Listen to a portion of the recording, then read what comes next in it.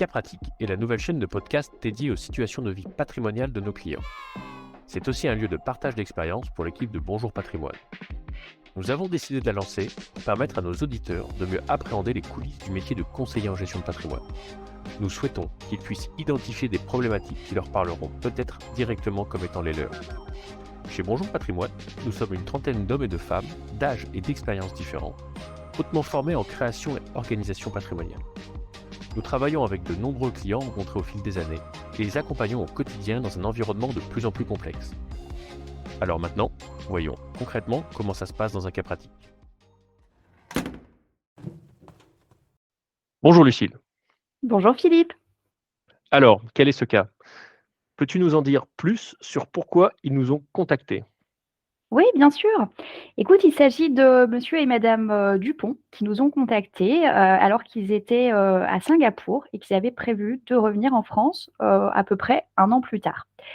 C'est un couple qui était marié, la quarantaine, 2 enfants en bas âge et chacun avec un travail dans le secteur privé. Voilà, au niveau du point de vue, de leur situation patrimoniale, ils avaient, à l'époque, différents actifs financiers à Singapour, également, en France, puisque, monsieur avait eu, par le passé déjà, des liens avec la France et puis, ils avaient aussi eu l'occasion d'acheter, déjà une résidence secondaire en France puisqu'ils aimaient, pouvoir, venir de temps en temps, en France, voilà. Et puis, globalement, le pourquoi ils nous ont contactés, c'était leur inquiétude, en fait, par rapport à quelle serait, finalement leur situation d'un point de vue très global, au moment où ils allaient revenir en France. Voilà. Ok. Et connaissait-il le régime de l'impatriation? Alors non, pas du tout, en fait et on a pu, traiter, notamment cette question particulière avec, le MOE qui est intervenu lors de rendez-vous, particuliers sur ce thème-là. Alors, c'est quoi exactement le MOE, Lucille? Oui, alors le MOE, c'est vrai que j'utilise cette abréviation, c'est notre service d'ingénierie patrimoniale. Donc on a, des collègues qui sont, chargés en fait vraiment de nous accompagner sur des points très techniques. Ils sont, experts dans des situations, sur des cas, spécifiques, que ce soit juridiques, financiers, fiscaux et donc quand on a besoin d'eux, ils interviennent, en rendez-vous à nos côtés. Voilà et puis, pour, Ouais. préciser effectivement un petit peu voilà, ils connaissaient pas effectivement, ce régime particulier de l'impatriation qui est quand même très favorable, sous réserve de respecter, un certain nombre de conditions quand même. Hem, Peux-tu nous en dire un petit peu plus justement sur les conditions de ce régime qui semble quand même particulièrement intéressant?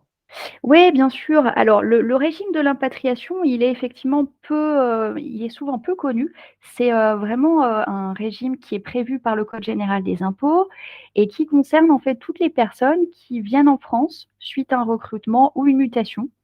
Et c'est un régime qui est particulièrement intéressant puisque du coup, il va permettre d'être exonéré d'impôts pendant 8 ans. Alors pas de façon, Ah oui. complète enfin pleine et entière, hein, bien sûr, mais l'exonération, elle va porter sur la prime d'impatriation. Donc je t'expliquerai peut-être un peu après, je Mmh, détaillerai un bien petit peu sûr. ce dont il s'agit. Et puis l'exonération, elle porte, sur aussi la rémunération, qui peut intervenir quand, la personne conserve une petite partie de ses activités aussi, à l'étranger, dans les mêmes fonctions. Et l'exonération, elle porte également sur 50 de, certains revenus de capitaux mobiliers, de plus-values de cession, et aussi, on va dire de façon plus large, de produits de propriété intellectuelle, et industrielle. Voilà. D'accord. Alors ce qui est pas évident à appréhender, c'est finalement qu'est-ce que c'est cette fameuse prime d'impatriation? Parce qu'on comprend pas forcément toujours à quoi ça correspond. C'est on va dire le supplément de salaire, qui est offert finalement à la personne qui, vient travailler en France et qui auparavant donc était à l'étranger. Et c'est vraiment un supplément de salaire qui correspond au fait que, on recrute, on fait venir en France une personne qui auparavant, n'était pas du tout domiciliée en France et exerçait une activité, professionnelle dans un autre pays. Voilà. Donc cette prime d'impatriation, elle va être soit prévue vraiment, de façon précise dans le contrat de travail avec un montant précis ou alors, l'administration fiscale admet aussi qu'on puisse, l'évaluer de façon forfaitaire et dans ce cas-là, on considère que c'est 30% de la rémunération totale. D'accord. Voilà un petit peu sur Ah le ouais. principe de la prime d'exonération, de la prime d'impatriation, pardon. Et puis après, ce qu'il faut donc aussi avoir à l'esprit, c'est que j'évoquais l'exonération partielle de 50% sur donc certains revenus de capitaux mobiliers. C'est vraiment là spécifique parce ça va concerner en fait uniquement les revenus de capitaux mobiliers, les plus-values de cession réalisées à l'étranger. Voilà, c'est pas sur ce qui sera fait en France. Donc c'est particulier et sous réserve qu'il y ait une convention fiscale conclue avec la France sur effectivement les pays concernés. Donc D'accord. c'est un peu voilà, c'est un peu quand même des conditions un peu particulières. Oui, c'est un régime bien précis effectivement qui est assez ciblé et il faut pouvoir, quand même répondre aux conditions, qui sont assez strictes du coup. Ouais, tout à fait et les conditions en plus elles vont concerner, à la fois, la personne, hein, dont on parle, donc l'impatrié, mais aussi, l'entreprise. C'est-à-dire qu'il faut, que l'entreprise dans laquelle on vient travailler en France ne soit pas une entreprise étrangère, que ce soit une entreprise qui, à minima, ait une filiale en France. Et puis par rapport à la personne, il faut penser aussi à un élément, très important. Il faut que la personne qui souhaite bénéficier de ce régime de l'impatriation n'ait pas été domiciliée en France au cours des 5 années, précédant le Mmh. retour en France. Voilà, D'accord. donc c'est pas effectivement, c'est pas si simple que ça de cocher, l'ensemble des cases, hein. Ça nécessite vraiment de creuser, d'aller dans le détail pour bien vérifier si la personne, remplit toutes les conditions, d'exigibilité. Et Bien puis alors sûr. attention, c'est pas entre guillemets, gravé dans le marbre et immuable pendant, cette période de 8 ans. Pour pouvoir que ce régime puisse perdurer pendant 8 ans, il faut conserver, le même poste, dans la même entreprise ou éventuellement changer de fonction, rester dans la même entreprise ou le cas échéant, bénéficier éventuellement d'une mobilité, au sein du même groupe. Mais voilà, ça nécessite effectivement de pas, complètement changer, de contrat de travail avec une nouvelle, entreprise, extérieure. Et puis, chose qui paraît entre guillemets «évidente», mais ça va mieux en le disant aussi, pendant les 8 ans, il faut toujours être domicilié en France. D'accord. Ah Voilà, bah, OK. Merci Lucille pour ces précisions, pas de souci. sur ce Ouais, régime, pour le coup qui est quand même, intéressant mais très, très, très, très ciblé. C'est vrai que ouais. quand on a des clients, expatriés, c'est important d'aller chercher tout ce qu'on Mmh mh. peut aller chercher en termes de petits avantages, fiscal X ou Y. OK. Hem et justement, du coup, pour ces clients, qu'as-tu pu proposer comme stratégie patrimoniale pour le coup? Pour l'instant, stratégie, plutôt de solutions financières, alors classiques, telles qu'effectivement, l'assurance vie, hein, puisqu'à partir du moment où on revient, on est domicilié en France, mais on a accès, comme, voilà, comme tout à chacun en France, à l'assurance vie. Et puis, aussi l'épargne retraite avec, une petite particularité, c'est que lors du retour en France, on a, un système de plafond, d'épargne retraite qui est triplé.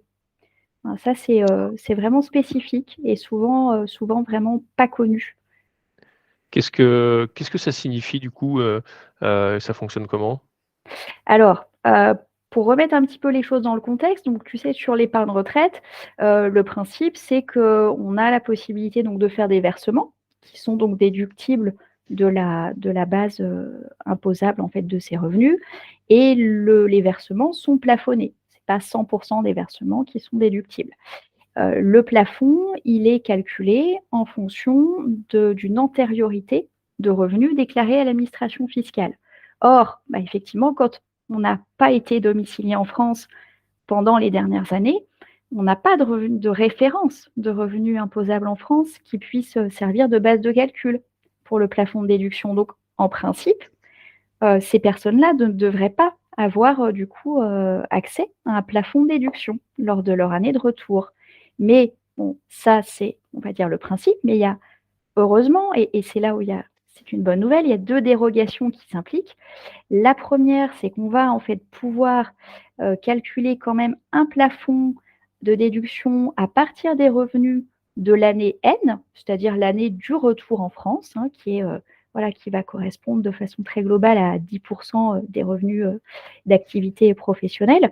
Et puis, chose aussi très intéressante en plus, c'est qu'on va avoir un cumul avec la possibilité d'avoir un plafond de déduction complémentaire qui est égal à 3 fois donc le premier plafond de déduction qu'on a calculé, pour en fait avoir une situation où on va se rapprocher finalement d'un contribuable qui serait en France depuis plusieurs années. Voilà.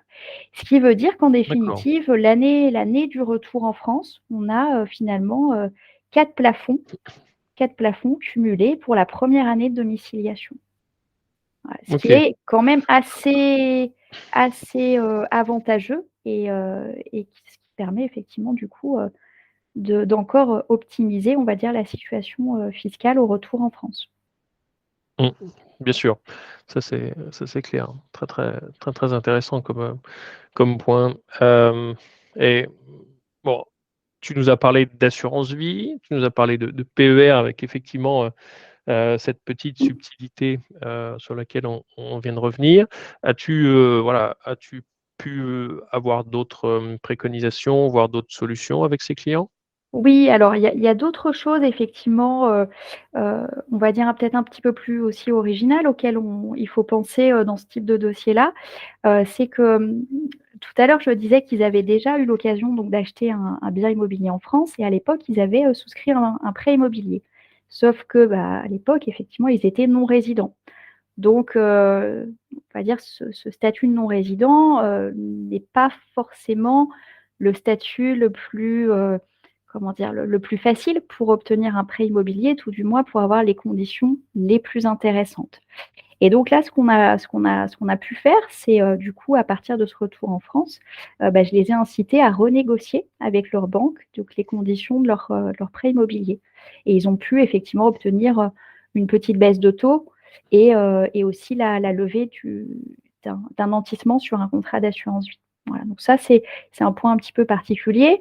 Après, en termes d'autres solutions, on envisage des solutions immobilières, pas qui vont venir dans l'optique de préparer, en fait, leur retraite. Mmh. Et puis point aussi, qui est important par rapport à ces dossiers avec des expatriés, des impatriés, c'est d'un point de vue juridique, et ça on va dire qu'ils n'avaient pas du tout en tête cette problématique-là. C'est ils se sont mariés, en fait, en Amérique du Sud et juste après, en fait, leur mariage, ils ont tout de suite, vécu à Singapour. Et en fait, ils ne le savaient pas, mais en n'ayant rien prévu d'un point de vue juridique, en fait, ils étaient soumis au régime matrimonial de Singapour. Voilà, Mmh. ce qu'ils n'avaient pas du tout à l'esprit. Ouais.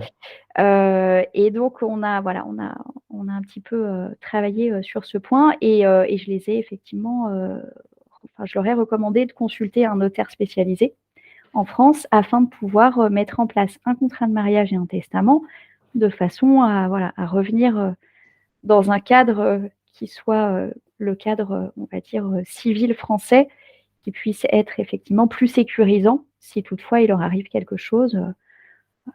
Ça permet d'avoir des règles, on va dire, mieux connues que celles qui sont en vigueur à Singapour. Parfait. Merci, Lucile, pour toutes ces précisions, et quelques petits points de Mmh. stratégie patrimoniale pour ces clients. Je suppose qu'effectivement, quand on revient de l'étranger, quand on rentre en France, c'est quand même un long chemin, semé d'embûches, notamment d'un point de vue, administratif, peut-être?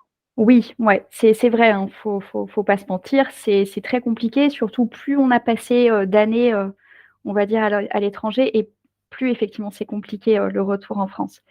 Donc on a notamment avec ces clients-là, on a aussi, établi ensemble en fait toute une checklist de formalités à accomplir qui leur a vraiment permis on va dire de s'organiser bien en amont pour, pouvoir, effectivement, savoir, tout ce qu'il fallait, faire d'un point de vue pratique avant de rentrer en France et au moment du retour en France. Parce qu'il y a certaines démarches que de toute façon ils pouvaient pas ne pouvaient pas anticiper. Mais ça va concerner, on va dire, des thématiques très variées. Ça peut être des formalités douanières, des démarches à faire auprès du consulat, pouvoir faire retranscrire éventuellement un permis de conduire, faire les démarches auprès de la sécurité sociale pour avoir une carte vitale, ce qui paraît tout bête, mais effectivement, ce qui est bien utile. Ouais. Voilà, et puis il y a plein de questions diverses et variées. Aussi, pouvoir comprendre comment on peut optimiser des frais de garde pour des jeunes enfants, selon le mode de garde qu'on retient.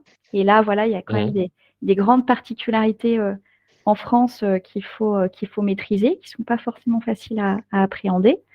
Voilà, et puis un point aussi qui est assez important peut-être à mettre en avant pour les impatriés, c'est on va dire le long chemin et la patience avec laquelle il faut s'armer face à l'administration fiscale. Parce que quand on n'a pas été domicilié en France pendant très longtemps, il faut repartir à zéro. C'est-à-dire voilà, avoir un accès impôts.gouv, ça peut paraître comme ça très basique pour nous, mais c'est pas si simple que ça. Et ensuite, voilà, il y a cet aspect-là déjà. Et puis en plus, voilà, une fois on va dire qu'on est un peu rentré dans le cadre, il y a la vraie question des impôts et notamment du taux de prélèvement à la source, puisque quand on n'a pas d'antériorité avec l'administration fiscale, finalement, c'est le taux de prélèvement à la source non personnalisé qui s'applique sur les salaires. Et là, voilà, ça peut faire on va dire, des grosses sueurs froides sur les premières fiches de paye. Donc, il faut après, voilà, pouvoir remplir les imprimés nécessaires pour avoir on va dire, le bon taux de prélèvement à la source personnalisé en fonction de sa situation familiale et aussi du régime de l'impatriation. Top. Donc, tu as pu accompagner aussi tes clients sur cette partie-là. Hein. Oui, tout à fait. Oui. Ouais. Et forcément, je me doute que quand on rentre en France, on n'a pas forcément le même train de vie. On le sait, nos clients expatriés, généralement, ont une très, très forte capacité d'épargne à l'étranger et qui va chuter la plupart du temps quand on rentre en France. Ouais. C'est un vrai sujet qui effectivement aussi nécessite vraiment d'être préparé en amont et il faut beaucoup, voilà, il faut passer du temps à travailler sur le nouveau budget puisque voilà, nouvelle rémunération, nouvelles charges fiscales et nouvelles dépenses. Tout ça nécessite effectivement une bonne mise à jour pour voilà, être on va dire, dans une situation pour les clients la plus confortable possible par rapport au quotidien. Top. Très bien. Merci Lucille pour ton partage d'expérience sur ce dossier où on voit vraiment un accompagnement tout à fait transversal sur le retour en France et l'impatriation de tes clients. Si tu devais avoir une phrase de conclusion, ce serait quoi? C'est un plaisir d'accompagner en fait ces clients-là, notamment sur des dossiers comme ça où en fait il y a des aspects très pratiques. On a vraiment du coup le sentiment d'apporter un vrai service, une vraie valeur ajoutée. Et puis ce qui est aussi, on va dire un point de conclusion à retenir, c'est on va dire toute l'importance aussi de notre mission, ça va être le suivi dans le temps parce que il faut prendre en considération que c'est des dossiers pour lesquels la situation professionnelle peut évoluer et aussi les projets de vie dans le futur. Donc voilà, il faut être présent pour pouvoir ensuite adapter au fur et à mesure du temps, on va dire la stratégie qu'on a pu mettre en place préalablement en fait. Parfait. Écoute, merci Lucille. Nous sommes au bout de cet épisode dont nous aurons parlé d'un cas réel et de 2 notions techniques. Pour les remémorer, le régime de l'impatriation dont tu nous auras parlé et le triplement du plafond épargne-retraite l'année du retour en France. Cas pratique, c'est fini. Merci de nous avoir écoutés jusqu'au bout. Un point commun avec votre situation? Envie d'échanger avec nous sur votre parcours patrimonial? La team de Bonjour Patrimoine est disponible pour discuter, alors n'attendez pas. Nos cas pratiques sont disponibles sur toutes les plateformes de streaming et ne peuvent être écoutés que si vous nous avez accordé une note de 5 étoiles et un partage à un ami, un voisin ou un gendre à qui vous voulez du bien. Je suis Philippe Mousseau, CGP et Managing Partner de Bonjour Patrimoine. et créateur de contenu pour gestiondepatrimoine.com. Cet épisode a été mis en forme par Chloé, marketeuse hors pair et jeune investisseuse. À très vite pour un autre cas pratique.